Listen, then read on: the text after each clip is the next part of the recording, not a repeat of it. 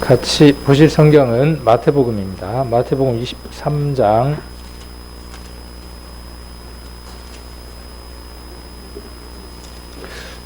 설마 마태복음이 어디 있는지 또 모르시는 분은 안 계시겠죠.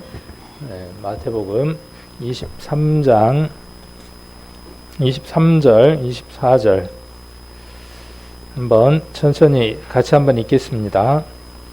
화 있을진저 외식하는 서기관들과 바리새인들이여, 너희가 박화와 회향과 근체의 11조를 드리되 율법에 더 중한 바 의와 인과 신은 버렸도다. 그러나 이것도 행하고 저것도 버리지 말아야 할지니라. 소경된 인도자여, 하루살이는 걸러내고 약대는 삼키는도다. 아멘.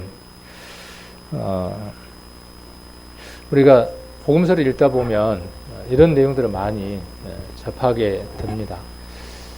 서기관은 누구를 보고 서기관이라 그러죠?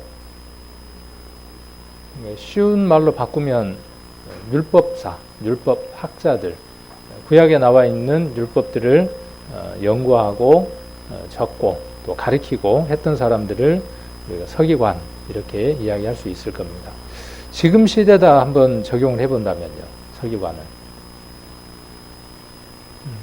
뭐 교회 안에 가르치는 자, 목사나 설교하는 사람들, 뭐 이런 사람들로 지금 시대에다가, 지금 교회에다가 한번 적용을 해볼 수 있을 겁니다.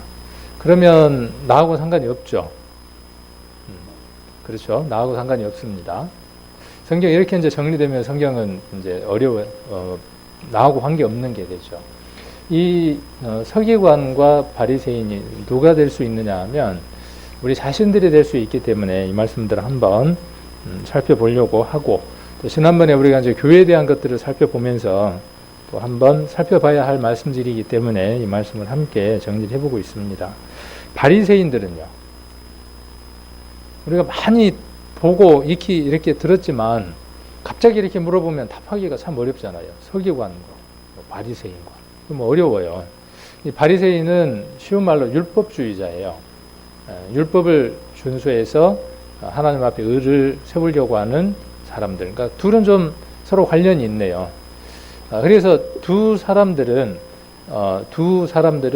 적어도 율법에 있어서는, 기록된 말씀에 있어서는 내가 많이 안다 라고 자부하는 사람, 서기관. 그 다음에 내가 많이 알 뿐더러 그 말씀을 내가 많이 지키고 그 말씀대로 살아가고 있다 라고 자부심을 여기는 사람, 바리새인. 이렇게 한번 정의를 내려볼 수 있습니다. 그러면 이 말씀 우리가 한번 그대로 한번 적용을 해본다면 우리에게도 적용이 되어질 수 있죠. 나는 구원을 받았다. 그래서 하나님의 큰 뜻을 내가 이루었다.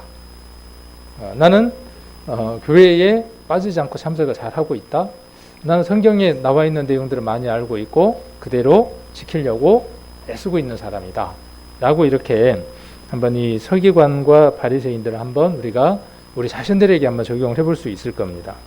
자, 그러면 이 서기관과 바리새인들은 어떤 마음을 갖고 있었고 어떻게 했었는가를 한번 이 말씀을 통해서 한번 살펴볼 수 있겠죠. 굉장히 철저했던 걸 볼 수 있습니다. 여기 보니까 박하라 그랬어요. 박하가 뭘까요? 박하가 박하죠 뭐. 네, 그래서 좀 이렇게 제가 정리를 한번 해봤어요. 박하는 그냥 민트 정도 이렇게 향이 나는, 우리나라 같으면 뭐 뭘로 이야기할 수 있을까요? 방아잎 정도. 방아잎을 집에서 키웁니다. 집에서 방아잎을 키우기도 하고 뭐 하여튼 밖에도 널려 있고, 그 다음에 이제 채소밭에 방아잎을 키우기도 하죠. 방아나무를 10개를 키웠는데 수확을 했어요. 그 중에 몇 개를 11조 드리는 사람 있어요, 없어요? 우리 성도들 중에 있어요, 없어요? 키운 적이 없어서. 안 키웠으니까 다행이네요. 지금 그 얘기를 하는 거예요. 그런 걸로 한번 생각을 해볼 수 있어요. 우리가 회사를 다니면 100만 원을 받으면 100만 원에 대한 11조 간단하게 계산을 할 수 있겠죠. 근데 이 사람들은 어느 정도까지였느냐 하면 농사를 짓는 사람들, 뭐 채소전에서 채소를 가꾸는 사람들이 이렇게까지 했었다는 거예요. 그래서 박하라고 되어 있고, 회향은 또 뭐예요? 회향은 여기 보니까 미나리과예요. 여기도 뭐냐 하면 그 향기나 이 나라들은 좀 덥고 습하고 이제 이런 어떤 기후들을 갖고 있기 때문에 음식들이 쉽게 상하거나 그렇죠. 그래서 뭐 향신료라든가 이런 것들을 많이 넣어서 조리를 하고 하죠. 그래서 아마 이 회양이나 근채나 다 이런 것들이 그런 향신료나 향을 내는 그런 채소들이죠. 그러니까 말 그대로 뭐냐면 부추를 밭에다가 채소밭에다가 갖고 갔고 그 부추의 10의 1도 누구에게 드렸다는 거예요? 하나님께 드렸다는 거예요. 자, 잘했어요, 잘못했어요? 예수님이 지금 나무래 심는 거예요? 자, 성경 쭉 읽어보니까 나무래요, 안 나무래요? 안 나무래요. 그거 잘했다는 거예요. 잘했다. 나무래질 않았습니다. 자, 그런데 책망은 받고는 있죠. 어떤 것에 대한 책망을 받고 있느냐 하면 자, 11절을 들이대 23절에 율법에서 중한 바 의와 인과 신은 버렸도다 그랬어요. 의는 뭐고 인은 뭐고 신은 뭘까요? 그래서 또 여기다 한번 정리를 한번 해봤어요. 그냥 이렇게 읽다 보면 넘어가기 쉽죠. 박하와 회양과 근처의 시비를 드렸다. 그러니까 그냥 그랬는가 보다 하고 넘어가기 쉬운데 그들은 철저하게 이렇게 계산해서 드렸다고요. 그럼 자부심이 있겠어요, 없겠어요? 누가 11조 했어? 그럼 뭐라고 이야기하겠어요? 나 당당해요. 나 했어요. 하나님 앞에 꺼릴 것이 없어요. 이렇게 이야기했다는 거죠. 무엇에 대해서까지도요. 그런 하잘 것 없는 채소에 대해서까지도 그렇게 하나님 앞에 했었다는 것이죠. 근데 예수님 보기에는 어떻다는 것이죠? 그들의 가르침이나 그들의 삶들이요. 율법에 무엇을 놓쳤다는 것이죠? 본질. 율법의 중심. 율법이 말하고자 하는 핵심을 놓쳤다는 것이죠. 우리가 신앙생활을 하면서도 그렇고 교회가 어떤 일들을 하려고 할 때도 마찬가지인 것 같습니다. 우리는 흑백을 좋아하라 그래요. 그래서 이것 아니면 이것. 그래서 우리 교회는 지금까지 무엇에 많이 치중했느냐 하면 보이지 않는 것들에 굉장히 치중을 했습니다. 그래서 우리 마음이 하나님을 섬기고 있고 우리 마음이 기도를 하고 있으면 기도하는 형식이라든지 기도처를 특별히 구분한다든지 이런 것들에 대해서 율법적이고 형식적이고 행위적인 것이라고 우리가 많이 허부시했던 것들이 있다는 것이죠. 이런 부분에 대해서 우리가 한번 역으로 살펴보려고 하는 거예요. 반대로 서기관과 바리새인들은 어디에 중점을 더 두었다는 것이죠? 그들은 어디에 더 중점을 두었냐 하면 보여지는 것에 훨씬 더 중점을 두었다는 거예요. 오늘날 수많은 교회들이 망해가고 그 다음에 하나님을 대적하는 자들로 서 있는 이유가 어디에 있느냐 하면 하나님이 사용하셨고 하나님이 쓰셨던 일들의 껍데기만 그대로 활용하고 있다는 것이죠. 그것의 본질과 내용에는 관계가 없고 하나님이 그런 방법들로 한번 쓰셨던 그 껍데기들, 나타났던 것들, 그것만 성경적이라고 생각하고 그대로를 그대로 쓰고 있다는 것이죠. 유대인들이 그랬던 것처럼. 그리고 실제로 그 내용적인 면은 빠져 있는 거죠. 오늘날 많은 기독교가 그렇게 타락들 되어져 가고 있습니다. 그래서 외형적으로는 굉장히 잘 갖춰져 있고 외형적으로는 모든 것들을 잘 하고 있는 것 같습니다. 그러나 본질적인 것, 유대인들이 그랬던 것처럼 의와 인과 신이라 그랬어요. 신 그러니까 우리가 뭐 성령 이런 걸로 이제 좀 오해하기 쉬워서 한문으로 되어 있는 걸 이렇게 옮겨놨습니다. 그래서 신이라는 건 뭐냐 하면 믿을 신자예요. 믿음. 그래서 의는 뭐냐 하면 정의예요. 정의. 안디바가 왜 죽었죠? 그렇죠. 그것 때문에 죽었죠. 하나님이 우리를 어떻게 인정해 주셨느냐 하면 옳다고 인정해 주셨어요. 그래서 의로운 사람, 하나님 뜻대로 살아가는 사람은 어떤 사람이냐 하면 하나님이 옳게 인정해 준 삶 가운데에서 하나님이 옳게 인정하시는 것을 함께 기뻐하고 함께 그것을 살아가는 것, 함께 행하고 살아가는 그 사람이 어떤 사람이냐 하면 의인이라는 것이죠. 율법 속에는 무엇이 정의되어 있느냐 하면 그 의가 무엇인지 정의되어 있다는 거죠. 하나님이 무엇을 옳다고 인정하는지에 대한 정의가 어디에 있느냐 하면 율법 안에 있다는 거예요. 10의 1을 내라? 안식일을 지켜라? 그 지켜라 하고 하는 그 문자적인 것 안에 있는 게 아니라 안식일을 왜 지켜야 하는가에 대한 원론적인 본질적인 내용들이 율법 속에 있다는 거예요. 또 그랬어요. 인은 뭐냐면 자비죠. 자비, 사랑 그런 것이죠. 우리는 하나님의 사랑을 받을 만한 그 어떤 조건도 갖지 못한 자들이죠. 그래서 인이라는 것 안에는 긍휼과 자비가 함께 포함되어 있습니다. 우리가 불쌍히 여기는 것과 긍휼의 차이점이 있다 그랬죠. 어떤 차이가 있죠? 불쌍한 것과 긍휼한 것의 차이. 저기 노숙자가 달달달달 떨고 있어요. 우리가 뭐라고 이야기하죠? 아이고 불쌍하다라고 이야기를 하죠. 그게 불쌍해요. 자, 그런데 그 노숙자가 누구냐 하면 얼마 전에 집 나간 내 아들이라 보니까. 자, 그게 뭐냐 하면 긍휼이에요. 그러니까 불쌍과 긍휼의 차이를 아시겠죠. 하나님은 우리를 불쌍히 여기셨어요. 긍휼히 여기셨어요.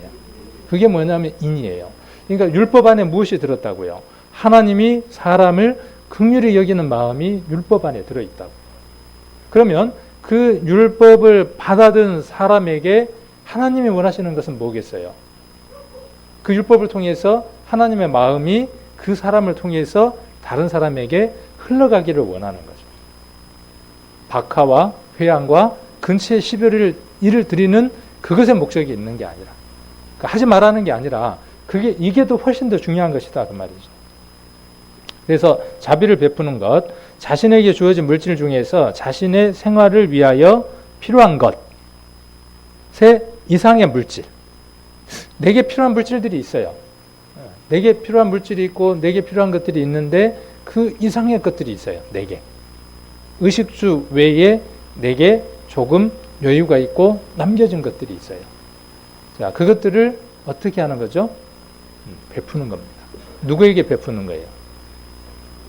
하나님이 우리에게 그렇게 베풀어 주신 것처럼 한 피바다 한 몸 이룬 형제 자매에게 베풀고 또 구원받지 못한 사람들에게 베푸는 게 뭐냐 하면 인이에요. 그 다음에 신실, 믿음. 이 믿음이라는 말을 조금 다른 말로 바꾸면 하나님을 닮았다라고 바꿀 수 있어요.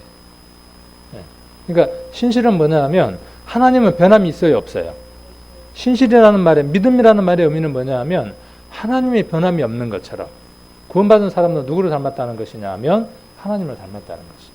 그러니까 율법 안에는 그것이 포함되어 있습니다. 그래서 율법을 자세히 읽어보면 율법을 자세히 한번 관찰하고 정리하고 다듬어 보면 그 안에서 발견할 수 있는 건 무엇을 발견할 수 있다는 것이죠? 의와 인과 신이라고 하는. 그래서 이것을 한 단어로 정리를 하면 무엇을 한번 생각해 볼 수 있느냐 하면 하나님이 사람을 향하신 사랑을 율법 속에서 발견할 수 있다는 것이죠.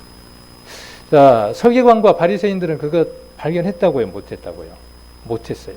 그래서 뭘 했습니까? 그들은 뭘 했느냐 하면요, 정죄했어요. 판단했어요. 그러니까 뭘 했냐 하면요, 칼을 가지고 뭘 한 거냐 하면 난도질을 한 거예요. 너는 맞아, 너는 틀려, 너는 그렇게 하면 안 돼. 자, 이게 뭐냐 하면 서기관과 바리새인들이 했던 일들이에요. 지식이 더하고 그 다음에 자기가 행한 열심들이 또 그것들이 확고하고 많으면 많을수록 그러지 못한 사람들을 향해서 어떻게 했겠습니까? 더 많은 난도질을 해야 됐겠죠. 그래서 오늘 제목을 21세기 서기관과 바리새인이라고 제가 제목을 적었어요. 왜요? 누가 그럴 수 있느냐 하면 내가 그럴 수 있고 여러분들이 그럴 수 있기 때문에 그래요. 우리는 우리가 알고 있는 그것으로요, 사람을 살리는 것이 하나님이 우리에게 주신 지식의 근본 이유입니다. 선악과는 어떤 역할을 했습니까? 선악과는 어떤 역할을 했죠? 자, 하나님과 사람 사이를 나누어 놓았죠. 선악과는 무엇을 가져왔느냐 하면 죽음을 가져왔어요. 선악과는 무엇을 불러 가지고 왔냐 하면 부끄러움을 가지고 왔어요. 선악과는 벌거벗게 만들었어요. 그러니까 선악과를 먹은 사람의 특징은 뭐냐 하면 상대방을 벗겨요. 너무 좀 야한가요? 상대방을 벗겨요. 옷을 벗깁니다. 그래서 어떻게 만들어요? 부끄럽게 만들어요. 이것이 선악과를 먹은 사람들의 특징이에요. 서기관과 바리새인들의 특징이 어디에 있느냐 하면 그 틀 안에다가 넣고 맞지 않으면 어떻게 하느냐 하면 벗겨내거나 잘라내거나 정죄하거나 판단한다는 특징을 갖고 있죠. 구원을 받았냐 안 받았냐라는 정의보다는, 그런 교훈들을 얻기보다는 이것들을 통해서 우리가 얻어야 하는 교훈들은 뭐냐 하면 교회 가운데에서 옳고 그름보다는 왜 그런 일들이 있을 수밖에 없었을까? 이건 우리가 많은 연습이 필요한 것 같아요. 생명과는 반면에 어떨까요? 생명과는 벌거벗고 있어도 괜찮아요. 좀 부끄러워도 괜찮아요. 부부는 어떻죠? 부부는 자식이 있으면 그게 안 되더라고요. 애가 한 2-3살쯤 됐을 때는 부부가 이제 뭐 벌거벗고 생겨도 안 부끄러운데, 이제 자식이 이제 한 뭐 20이 되고 나이가 들면 부부간에 벗고 돌아다닐 수가 없잖아요. 근데 둘이 있으면 어때요? 둘이. 다 알면서 모르는 척 하시네. 처녀총각 빼놓고는. 글쎄요. 뭐 벗고 있어도 그렇게 부끄럽지 않잖아요. 그러니까 그런 관계가 어떤 관계냐 하면 하나님과 우리의 관계죠. 또 하나님 우리에게 원하시는 것은 그 율법이라고 하는 그 용도나 그 속에 담겨져 있는 것들은 무엇이냐 하면, 그것을 통해서 그 조건들 속에서 옳고 그름을 나누는 것이 아니라 그 본질적인 것은 뭐냐 하면 하나님이 무엇을 좋아하시는지, 하나님이 어떤 긍휼을 베풀었는지, 어떤 분인가 하는 것들을 알고 그 모습대로 우리가 관계를 맺어가기를 원한다는 사실이 율법이 말하는 바라는 거죠. 근데 서기관과 바리새인들은 뭐는 취했어요? 외형적인 것, 보여지는 건 취했습니다. 그러나 실제로 보여지지 않는 것들은 어떻게 했느냐 하면 정말 이것이 중요한 건데 이들이 그것을 버렸어요. 그래서 예수님 말씀이 23절에 뭐라고 말씀하시느냐 하면 이것도 그랬어요. 이건 뭘까요? 이것도 행하고 그랬으니까 이건 뭐예요? 이건 뭘까요? 이것이 있고 지금 저것이 나왔어요. 우리가 말을 하고 나서 전자는 후자는 이렇게 이야기를 하죠. 그런 의미예요. 그러니까 둘 중에 하나죠. 이것이라는 건 뭐냐 하면 의와 인과 신. 저것은 뭐냐 하면 박하와 회양과 근체의 10의 1. 자, 둘 다 버리지 말아야 한다는 거죠. 알맹이가 다이아몬드고 금이고 소중한 것이면 그것을 신문지로 싸서는 안 된다는 것이죠.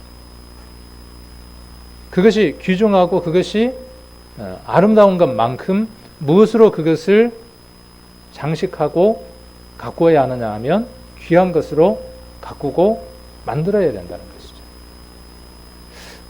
우리에게 이루어진 복음과 우리에게 이루어진 진리의 복음의 말씀이 의와 인과 신이라고 한번 생각을 해봅시다. 우리는 이것을 먼저 발견했습니다.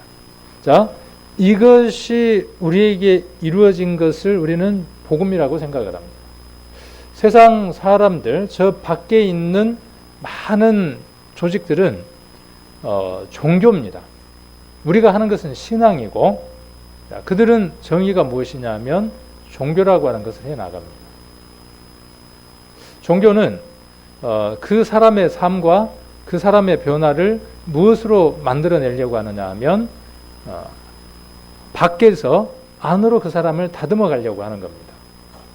그래서 종교적인 것, 예배에 참석하는 행위들, 무엇인가를 드리는 것들, 금욕이라든지 절제라든지 이런 것들을 통해서 뭔가 혼과 영이 다듬어져서 하나님께로, 절대자에게로 가려고 하는 것이 종교의 범주라면, 우리는 무엇을 하느냐 하면 신앙을 하는 사람들이죠. 신앙은 먼저 안이 바뀌고, 예수님 말씀하신 그 원리대로 안이 바뀌고 그 다음 무엇이 바뀌는 거냐 하면 겉이 바뀌어져 가는 겁니다. 안이 바뀌었으니까 겉은 아무렇게 살아도 상관없다라고 말하는 게 뭐냐 하면 영지주의라고 계속 말씀을 드렸습니다. 요한 1, 2, 3서, 그 다음에 갈라디아서, 골로새서, 심지어 에베소서, 수많은 성경들, 심지어는 더 우리가 깊이 한번 생각을 해본다면 요한복음까지도 무엇 때문에 적혀졌느냐 하면 그것 때문에 적혀졌습니다. 신약 성경의 많은 성경들이 무엇 때문에 기록되어졌느냐 하면 그 부분 때문에 기록이 되어졌습니다. 우리의 영이 깨끗해졌고 우리의 영이 하나님을 만났으면 나머지 삶은 어떻게 살아도 관계없다고 하는 헬라의 철학이 교회 가운데 들어와서 판들을 치고 있었던 그 부분. 그래서 세상은 그것을 무엇이라고 정의 내렸냐 하면 이단이라고 정의를 내렸고 그런 교회들을 구원파라고 정의를 내렸죠. 우리가 믿는 믿음이 그 믿음은 아니라는 사실을 우리들은 너무나 잘 압니다. 자, 그래서 무엇이 필요하냐 하면 거기에 맞는 무엇이 필요하냐 하면 옷과 그릇들이 분명히 필요하다는 거죠. 그래서 예수님이 여기 이것도 저것도 라고 표현하셨어요. 그래서 우리에게 저것이든 이것이든 우리가 표현했을 때 의와 인과 신이 속이고 이것이라면 우리에게 무엇이 필요하다는 거죠? 저것도 필요하다고요. 세상 사람들이 손가락질 하지 않을 만큼의 정해진 규범과 정해진 절차와 모습들이 분명히 교회 안에 있어야 한다는 것을 우리가 이 성경을 통해서 한번 교훈을 얻어볼 수 있다. 그래서 이것은 개인적인 삶도 마찬가지고 교회적인 전체적인 삶도 마찬가지입니다. 그래서 교회가 세상 사람들의 보기에 책 잡힐 만한 부분들이 있다면 교회는 어떻게 나가야 되느냐 하면 그 부분들에 대한 교정과 고침이 반드시 필요하다는 거죠. 지금까지 그렇게 해왔으니까 상관없어가 아니라 복음은 누구에게 전하는 거냐 하면 세상 사람들에게 복음을 전하는 겁니다. 우리의 모습이 세상 사람들에게 이해되어지지 않는 모습의 상식을 벗어난 모습의 삶이라면 설득하기가 어렵죠. 최소한 상식을 기본으로 한 그리고 그들보다도 더 나은 도덕과 윤리적인 관점 속에서 그들보다 더 퍼펙트한 완벽한 삶을 살아갈 때 그것이 구원은 아니지만 당연히 무엇을 만들어내느냐 하면 의와 인과 신이 그것을 만들어낸다는 것이 우리가 믿는 하나님의 복음의 원리이기 때문에 그렇죠. 그래서 거기에 맞는 무엇이 필요하냐 하면 옷이 필요하다. 그릇이 필요하다고. 24절에 소경된 인도자여 그랬어요. 그들은 무엇만 크게 생각했습니까? 하루살이는 걸러내고 뭘 삼켜요? 약대는 삼켜요. 약대가 뭐죠? 낙타. 낙타가 커요, 작아요? 그걸 어떻게 삼켜요? 이게 뭐예요, 이게? 과장법이죠. 뭘 삼켰다는 거죠? 지금 앞에 23절에 의와 인과 신은 어떻게 했어요? 버려버렸어요. 그것을 삼킨 것으로 표현했어요. 그 다음에 하루살이는 어떻게 해요? 걸러냈어요. 뭘 걸러냈습니까? 아까 박하와 회양과 근처의 10의 1을 드리는 것은 철저하게 시켰어요. 우리는 일반 교회를 이야기하면서 이렇게 이야기합니다. 그들에게서 무엇은 배워야 되겠더라? 경건하고, 그렇죠? 열심히 하고, 이런 것들은 우리가 배워야 되겠더라 라고 이야기를 합니다. 예수님도 그렇게 말씀하고 계시죠. 그들이 행하는 바는, 말하는 바는, 이렇게 말씀하시면서 분명히 그 선들을 우리가 그었던 것들을 우리가 한번 살펴볼 수 있을 겁니다. 그래서 우리 교회 가운데에 이러한 그 내용에 걸맞는 부분들이 필요하겠다 싶어서 지난번부터 이제 우리가 생각하고 있었던 부분들에다가 조금씩 하나씩 더 살을 붙여 나가는 폭을 더 넓혀 나가는 그런 시간들을 한번 가져보고 있습니다. 그래서 바른 교회관에 대해서 우리가 7가지를 한번 살펴봤었죠. 머리 아프죠? 다시 또 얘기가 나오니까. 그래서 첫 번째 이제 교회가 뭔지에 대해서 우리가 한번 살펴봤었고, 그래서 교회 그러면 어려운 게 아니죠. 근데 우리는 무엇만 이야기했었죠? 의와 인과 신에 대해서만 교회관에 대해서 정리를 하고 있었어요. 교회는 뭐가 교회다? 구원받은 형제 자매가 교회다. 내가 뭐다? 내가 교회다. 이렇게 정의를 내리고 있었어요.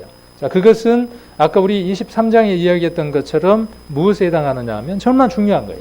낙태에 해당하는 거예요. 그러나 무엇도 필요하다고요? 하루살이도 필요하다고요. 거기에 맞는 무엇도 필요하냐 하면 다른 부분도 분명히 존재한다는 거죠. 교회 방이 있습니다. 교회들이 모이는 장소예요. 여기가 뭐냐 하면 교회 방입니다.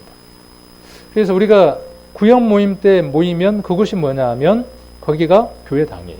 어느 형제의 집, 가정교회가 되는 거죠. 그러면 교회가 모였으니까 그 장소는 어떤 장소가 돼야죠? 교회라는 말은 에클레시아라고 그랬고, 교회라는 말은 지난번에 우리가 배웠던 것처럼 따로 불러낸 무리라 그랬죠. 더러운 세상으로부터 불러낸 거룩한 지체들이에요. 거룩한 자들이 모였으니까 어떤 모습이어야 되겠습니까? 거룩해야 돼요. 근데 우리 예배의 모습을 한번 보게요. 예배의 정의도 한번 다음에 다시 한번 정의를 내리겠지만, 그 예배 안에도 똑같아요. 예배 안에는 보여지는 예배가 있고 형식적인 예배가 있습니다. 우리는 그 형식적인 예배에 대해서 무게를 그동안에 두지를 않았어요. 형식적인 예배도 굉장히 중요하다고요. 절차와 순서가 굉장히 중요한 것이죠. 그러나 우리가 드리는 생애 전체가 뭐냐 하면 산제사죠. 교회도 똑같아요. 교회가 모였는데 주일날 예배 드리는 모습 한번 보세요. 물, 커피, 그렇다고 칩시다, 그냥. 거기까지는. 한번 우리가 정리해봐야 될 것들 한번 정리를 한번 해보게요. 이제, 우리들끼리니까. 어차피 이제 생방송 보는 분들도 우리 교회 분들이고, 이제. 그리고 이때 아니면 이야기를 못 할 것 같아요. 그러면, 우리의 예배의 모습들이 정말 속이 그렇게 거룩하고 하나님이 임재하신 것처럼 우리 예배의 모습도 그렇게 거룩하고 또 하나님이 임재해 있는 것 같은 그런 모습이냐.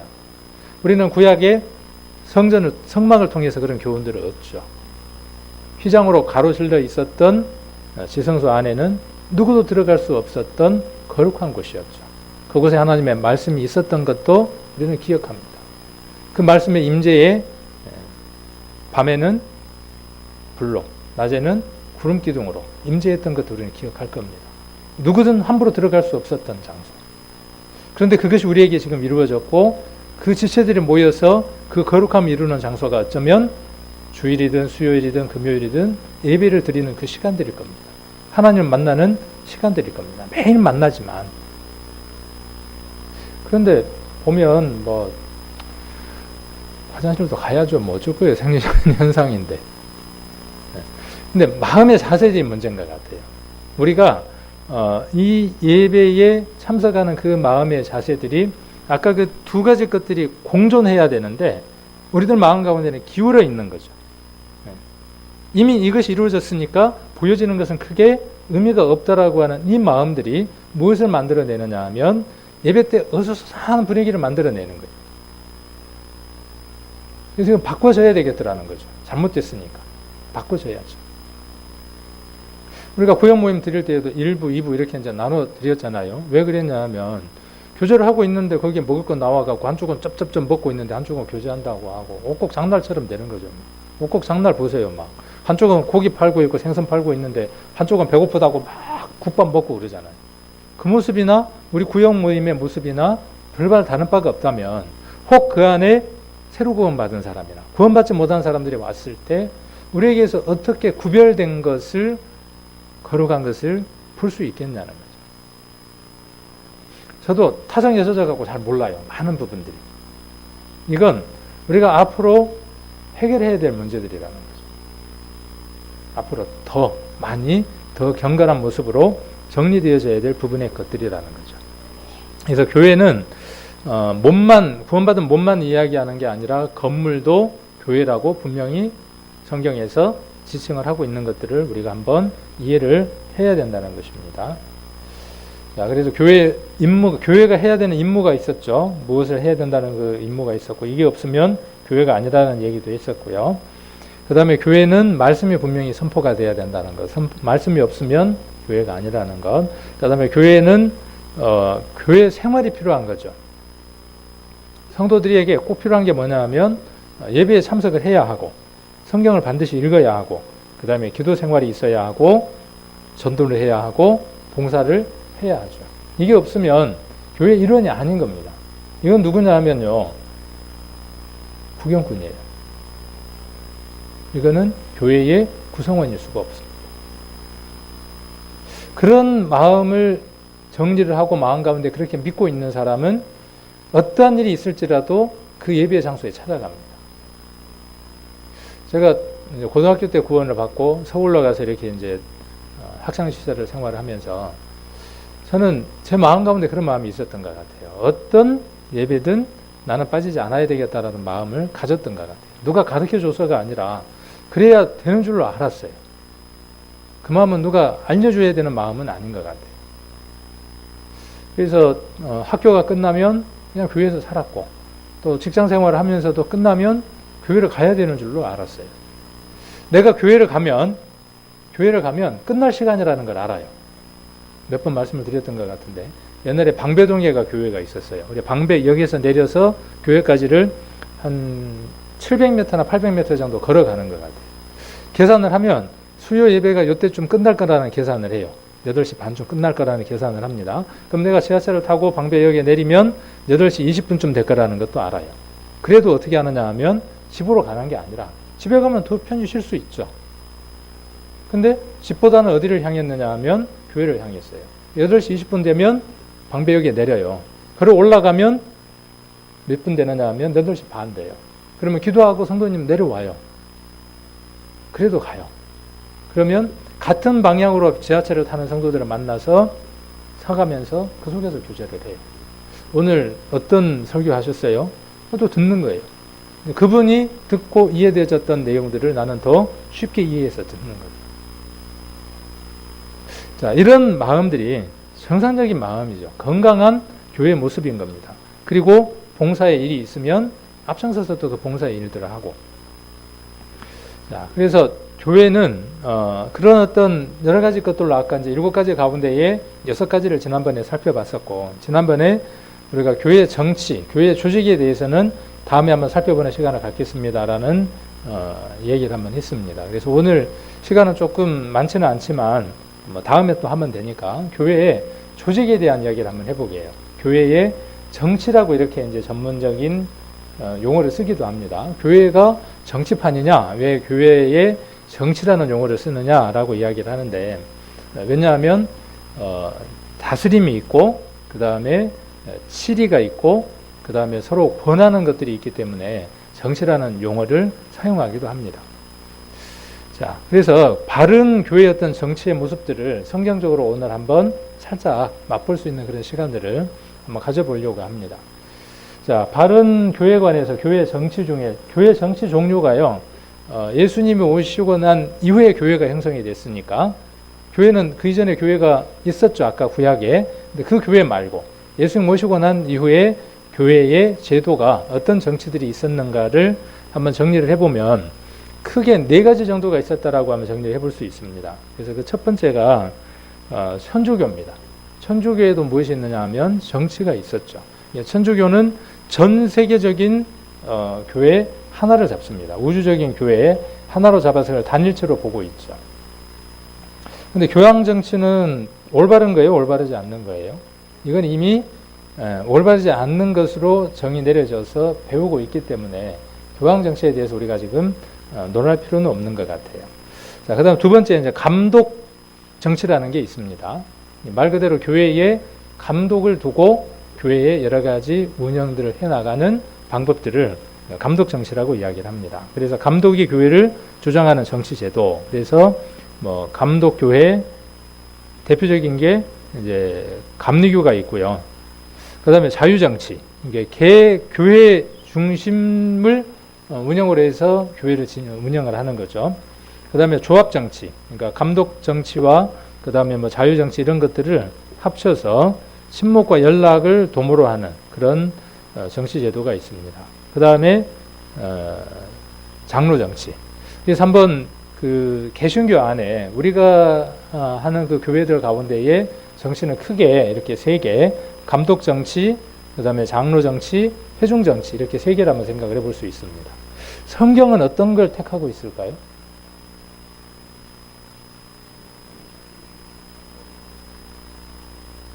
여기도 이제 다 다를 겁니다.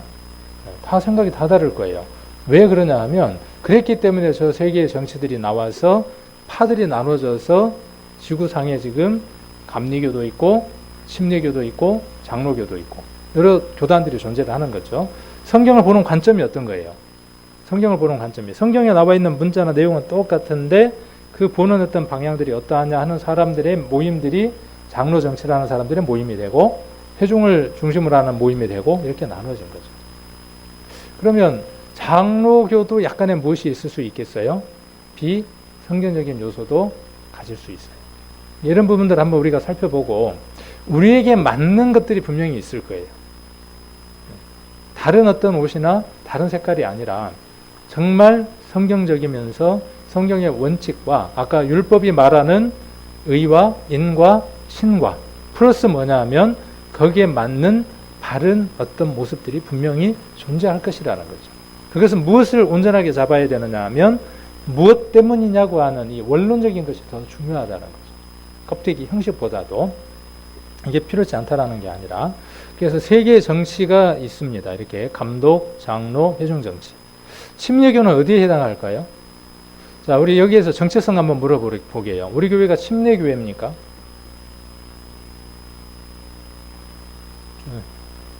확실히 답을 못하겠죠.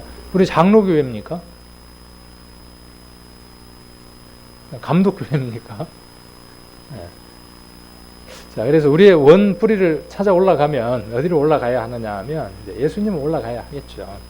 그래서 이런 부분에 대한 어떤 정리나 정의들이 우리가 내리고 또 의논해야 되고 할 중요한 내용들 같습니다. 이것은 제가 정의 내리고 제가 어떤 답을 내리기보다는 우리에게 있는 이 구성원들이 함께 만들어 가야 될 그런 어떤 모습들이 아닌가 하는 생각들을 한번 먼저 해봅니다. 먼저는 장로교의 샘플을 한번 우리가 살펴보게요. 우리가 장로교 포맷을 갖고 있는가 아닌가에 대한 내용들을 한번 살펴보기 위해서 그리고 이것이 다분히 성경적인가 비성경인가에 대한 내용들을 한번 살펴보면서 우리가 막연하게 그 용어적인 거에서 집사가 있으니까 우리는 집사가 있으니까 장로교다. 뭐 또 장로교 제도를 택하고 있다. 이렇게 우리가 이해를 해서는 안 된다는 것에 대한 얘기를 좀 해보려고 합니다.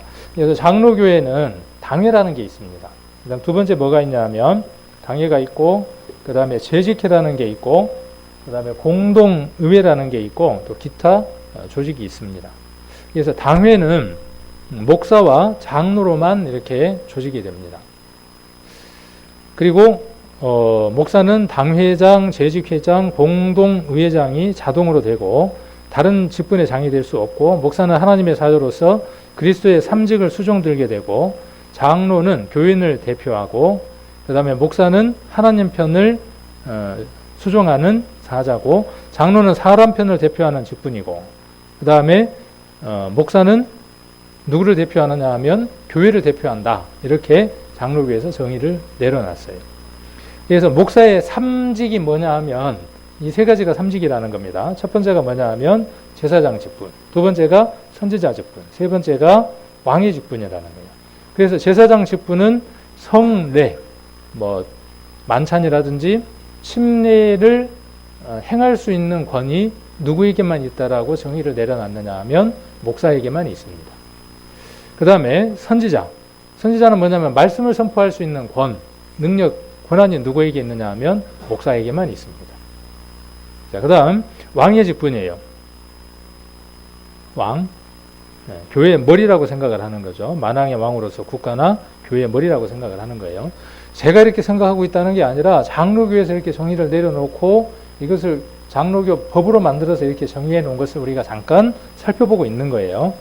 오해하지 마시고. 그 다음 재직회라는 게 있습니다. 재직회는 목사, 장로, 집사, 권사, 전도사 등으로 조직하는 회.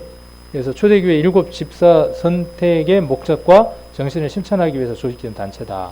이렇게 이야기를 하죠. 그 다음에 공동의회. 공동의회는 세례교인이 회원이 돼서 예산, 결산, 목사의 청빙, 투표권 이런 것들을 다 갖는 기관이 공동의회래요. 기타 조직으로 여러 조직들이 장로교 안에 이렇게 형성이 되어 있습니다. 자, 이거 성경적이다라고 생각하시면 O, 비성경적이다 생각하시면 X. 우리가 성경 한 구절만 한번 찾아봅시다. 베드로 후서를 한번 먼저 찾아보겠습니다. 베드로 전서죠. 베드로 전서 2장 9절입니다. 베드로 전서 2장 9절 같이 한번 읽겠습니다.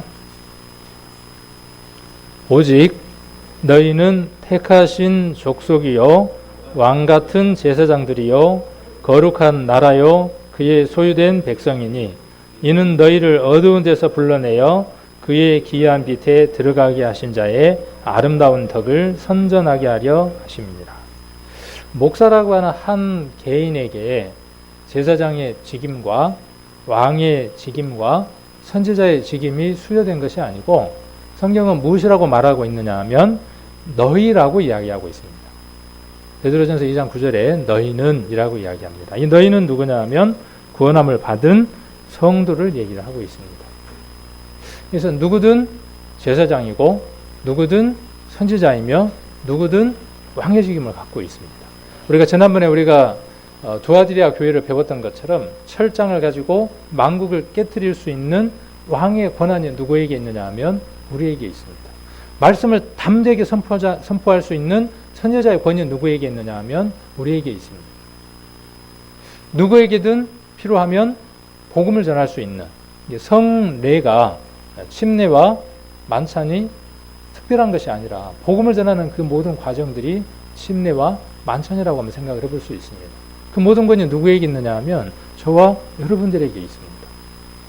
자, 장로교의 이 당회라는 것과 목사를 통해서 우리가 하나 느껴볼 수 있는 게 뭐냐 하면 천주교가 가졌던 그 권위적인 냄새들이 장로교 안에 그대로 배어 있는 걸 볼 수 있습니다.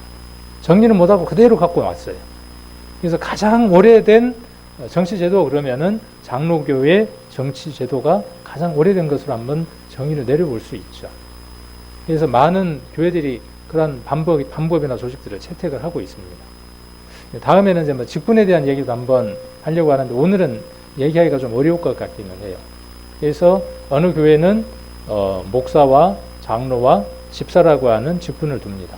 그 목사와 집사와 장로라고 하는 직임은 무엇에 의해서 정의 내려지느냐 하면 어떤 조직을 선택을 했느냐는 것에 따라서 선택이 되는 겁니다. 장로교니까 뭘 선택을 했겠습니까?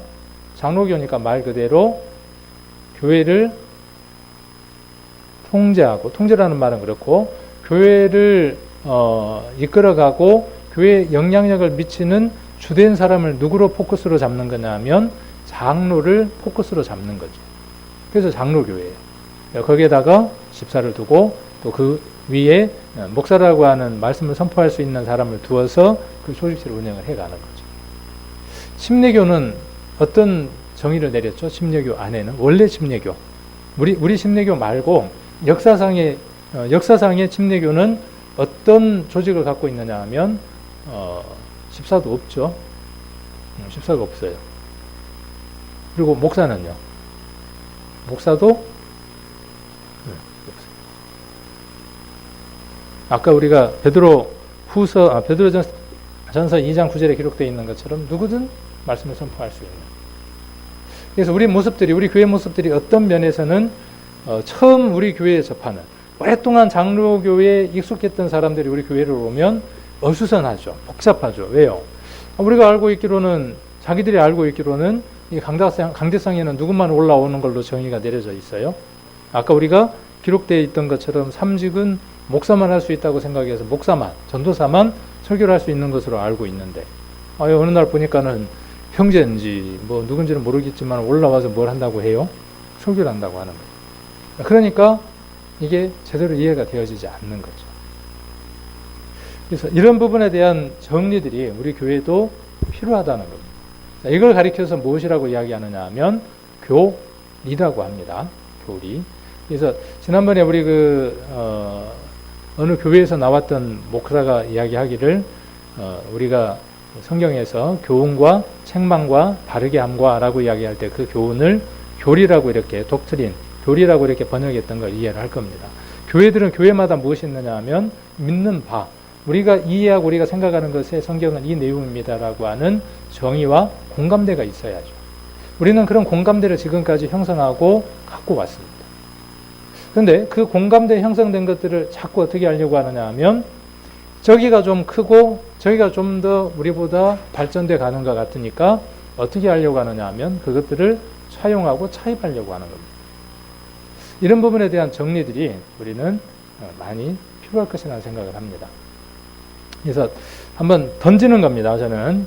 그래서 이런 부분에 대한 것들을 우리가 이제 성인을 하든 또 교제를 통해서 한번 또 하나하나 또 정리를 하고 또 만들어갈 수 있지 않을까 하는 생각이 들어서 이곳에서 이렇게 한번 또 교제를 나누게 됩니다. 자, 그 다음에 이제 개혁파라고 이렇게 이제 일반들 얘기를 하는데, 개혁파 교회 제도의 근본 원리가 있어요. 그러니까 교회 제도를 만드는 가장 근본 원리는 뭐냐면, 교회는 그리스도는 교회의 머리고 모든 교회의 원천이라고 보는 것이고, 그 다음에 그리스도는 말씀을 수단으로 하여 권위를 행사하신다. 그 다음에 왕이신 그리스도는 교회에게 권세를 주신다. 이런 기본을 갖고 교회의 어떤 조직이나 교리나 이런 것들을 정리해 나가야 한다는 것이죠. 그래서 모든 것들이 무엇이 중심이 되어야 되느냐 하면 말씀이 중심이 되고 예수님이 중심이 되어져서 교회의 모든 것들을 정리를 해 나가는 교회. 그 교회가 하나님 앞에 가장 아름다운 교회가 되어진다는 것이죠. 그리고 그것은 무엇을 벗어나서는 안 된다는 것이죠. 아까 우리가 말씀드렸던 것처럼 상식이라고 하는 그 선을 벗어나서는 안 된다는 것이죠. 성경도 상식을 벗어나 있지 않다는 겁니다. 때로는 하나님의 뜻들을 드러내기 위해서 우리가 이해할 수 없는 일들로 하나님이 역사하시기도 하지만 일반적인 것들은 상식을 벗어나 있지 않다는 것들을 우리가 한번 생각을 해보시면 좋겠습니다. 그래서 우리 교회가 앞으로 이 정치나 조직이나 이런 것들을 이제 만들어 가야 될 텐데, 구원받는 사람의 수를 더하게 하려고 조직을 만드는 겁니까? 요거에 대한 이제 다음에 한번 교제를 하려고 하는데, 우리 교회에 목사가 있어야 하고 장로가 있어야 하고 집사가 있어야 하고 여러 가지 조직들을 우리가 이제 형성하고 교리도 만들어 가고 정리를 해 나가야 될 텐데, 그것이 무엇 때문에 필요한 겁니까? 교회가 막 확산되기 위해서입니까? 그러니까 우리가 방향을 제대로 못 잡는 것 같아요. 그것이 제대로 되면 무엇이 될 거라고 생각을 하느냐 하면 복음이 잘 전해질 거라고 오해하고 있다는 거죠. 성경의 원리는 그렇지 않는데, 성경의 원리는 어떻게 되어져 있느냐 하면 복음이 먼저 전해지고 그 복음에 의해서 수많은 구원받는 사람들이 만들어지므로 그 만들어진 사람들을 효율적으로 믿음 안에서 이끌어가고 하나님 안에서 양육하기 위해서 만들어진 것이 무엇이었느냐 하면 조직이었다는 사실이죠. 그런데 우리는 자꾸 오해하는 거예요. 뭘 먼저 원하느냐 하면 조직을 먼저 원하는 거예요. 우리에게 필요한 건 뭐냐면요, 더 많은 복음을 전하는 겁니다. 물론 그게 필요 없다는 게 아니라 그것이 우리에게 필요할 만큼의 수가 늘어나면 우리에게 자연적으로 무엇이 이루어지느냐 하면 그것에 대한 의논들이 이루어지게 됩니다. 그래서 먼저는 복음을 충만하게 전하는 겁니다. 아까 우리를 뭘로 부르셨느냐 하면 제사장으로, 선지자로, 그 다음 뭘로요? 왕으로 부르셨어요. 누가 이런 권한을 갖고 있죠? 이 세 가지 권위 누구에게 있습니까? 예수님에게 있죠. 그것을 누구에게 주셨어요? 우리에게 주셨어요. 우리는 이 권을 쓰고 있지 않다는 사실이죠. 그래서 이러한 부분들을 한번 잘 생각을 하시면서 우리의 교회만큼 어떤 보여지는 형식이나 틀들은 완벽하게 갖춰져 있지는 못할지언정, 그래도 하나님이 주시는 것 안에서 하나님이 원하시는 대로 모든 것들을 이끌어 가려고 하는 성령의 움직임이 이 교회 안에 있다는 것을 우리 성도님들이 감지하시고 그 어떤 교회보다도 가장 하나님 앞에 정결하고 깨끗하고 쓰임받는 교회로 가려고 한다는 사실. 그래서 이런 것들에 우리 성도님들이 자부심을 가지고 세상 사람들에게 복음을 전할 때 담대하게 이렇게 복음을 전할 수 있기를 간절히 원합니다.